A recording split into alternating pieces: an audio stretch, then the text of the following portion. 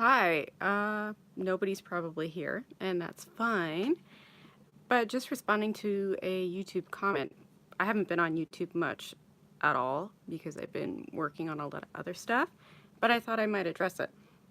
So I had a follower, a subscriber, say that they were hesitant to buy cheap clothes, which because of the quality is not there, which I kind of disagree with. Some cheap clothes for kids, the quality definitely is not there, but depending on how you take care of it, first off. Like, I've had clothes that have lasted for my daughter for years, and they've been passed down to her little cousins and to friends of friends, and they're now going on to their fourth little one, which is pretty good. And sorry if I stumble a lot. I've had a lot of coffee this morning. I've been trying to get work done, but getting distracted at the same time. But yeah, like I've had cheap kids' clothes that haven't lasted and have lasted, and then it's all about how you take care of them. That is the key thing. So I notice clothes from Old Navy, especially the knitwear stuff, like basic cut and sew t-shirts, stuff like that, they don't last very long. They might get holes in the side seams or pull, or the side seams might twist a lot, and that's because of how they're made. So when you are looking at buying your kids t-shirts, especially if you're on a budget and you're trying to buy them clothes that are, you know, they're going to grow out of right away, and you're not planning on giving them to any.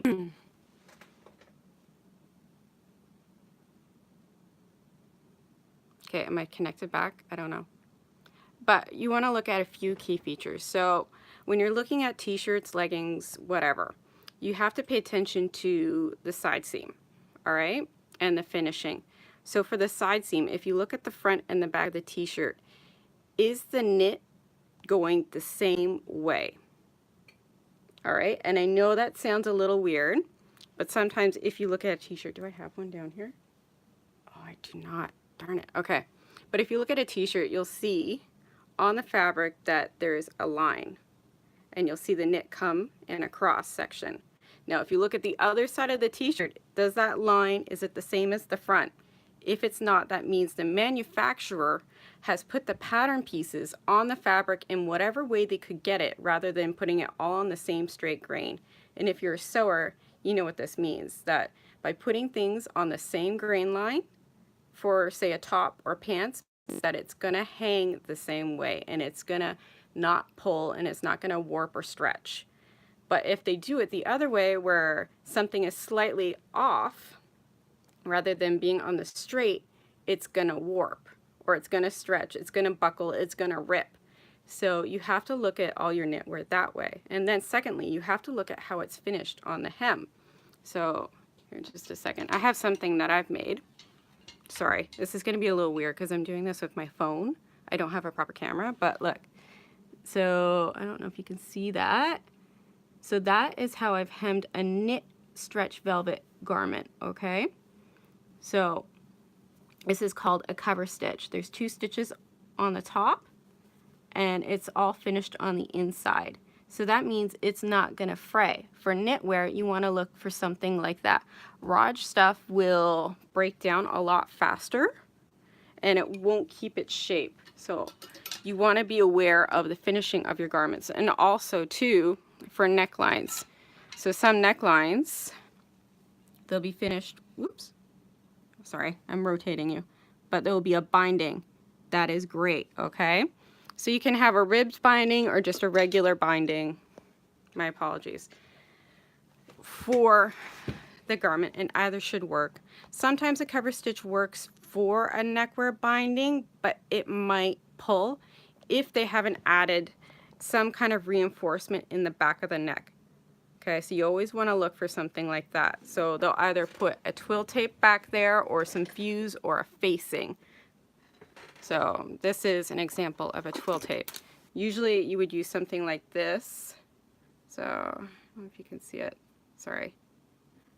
A twill tape is like a reinforced cotton fiber, and they weave it in sort of a twill pattern. I don't know, I'm trying to think of a really simple way to explain this, but It's double woven and it's going to add strength to any kind of garment. So people would use that on a shoulder seam or a neckline or on a waistline. And you're probably thinking, okay, how does she know this? Because I do make kids clothes, and that is a business that I'm trying to get started right now. But I'm really examining quality and heirloom quality of clothing.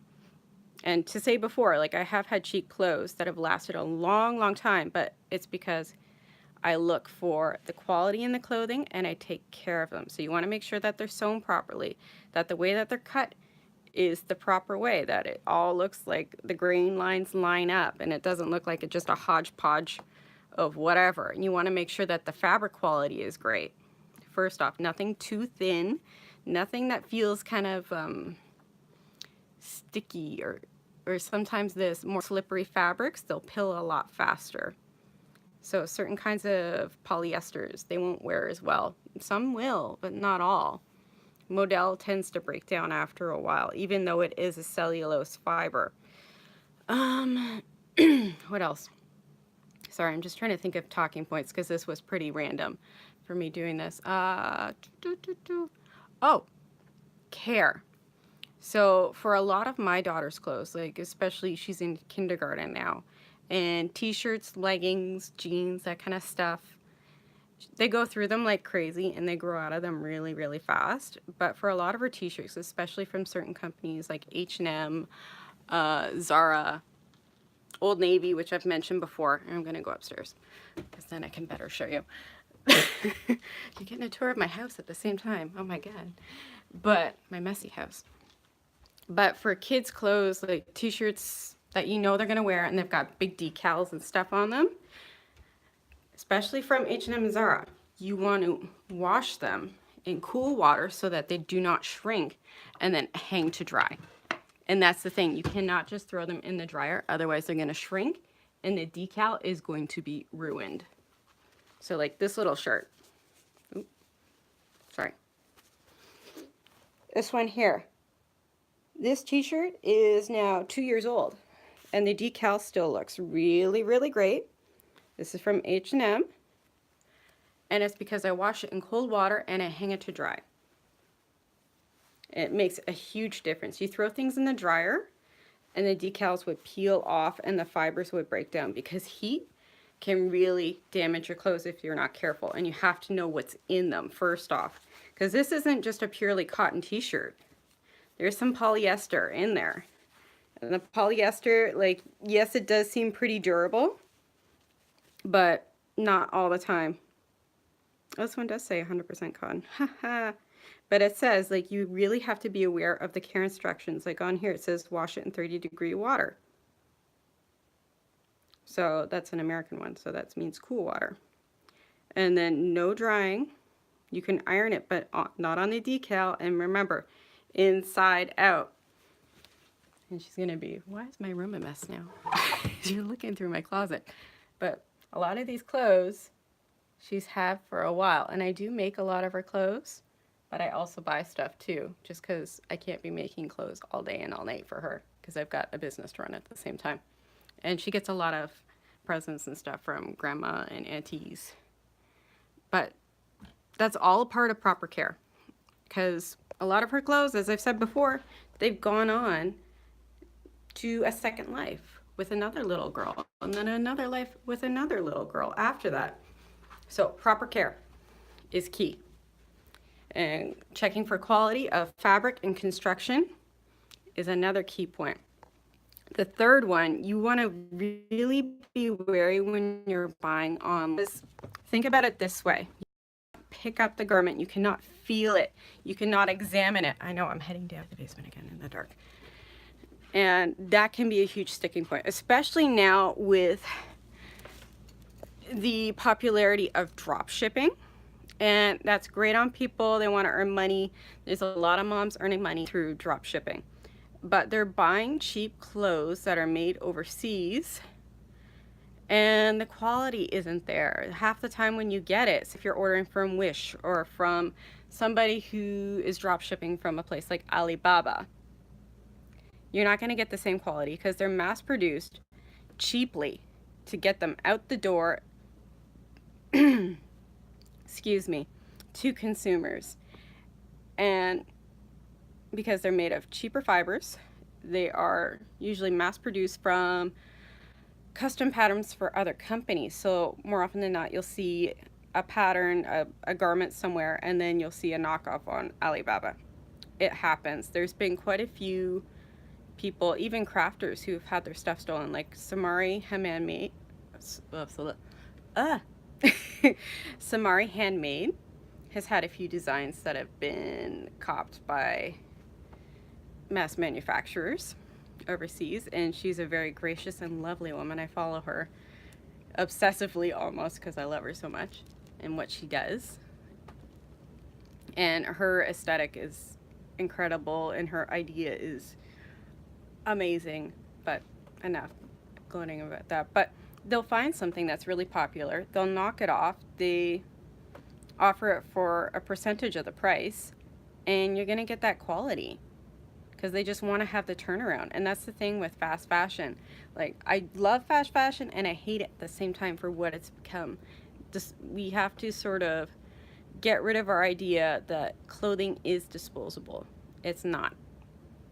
Because when we're done with it, if we don't pass it down, or sometimes even if we think we're doing the right thing by sending off to Goodwill, a charity shop of some kind, it still might end up in a landfill because they can only take so many clothes. They can only take so much. And there's a lot that they can't sell, or a lot that's so damaged they have to resell it to overseas markets. So you'll, more often than not, you will find another kind of, what is this documentary name? I can't even remember.